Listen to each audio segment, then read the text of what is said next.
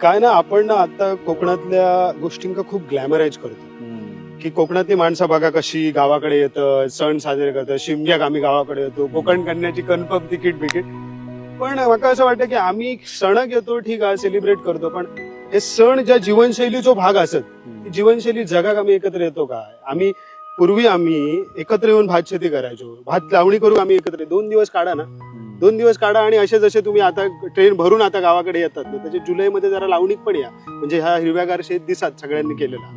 त्यानंतर तुम्ही एखादा घर बांधूचा असा तर तेव्हा काम करू, त्या घर उभ्या करू. पूर्वी पाहुणेर असायचो लोक, एखाद्याचं घर कम्युनिटी लिव्हिंगचा बेस्ट एक्झाम्पल होती कोकणामध्ये. म्हणजे एखाद्याचं घर बांधूचा, वाडो बांधूचा, गोठो बांधूचा, तरी लोक एकत्र यायचे आणि त्याचं काम करून द्यायचे आणि सगळे जण ती मग त्यांचं पाहुणेर असायचं, मग त्या जेवण असायचं. तर मला असं वाटतं की जसं आम्ही सणांमध्ये एकी दाखवतो ना, तशी आम्ही एकमेकांच्या सुखदुःखात, एकमेकांच्या शेतीत, ही माती सांभाळण्यात, सगळ्या गोष्टींमध्ये आम्ही एकत्र राहिलो तर ह्या वाचताला.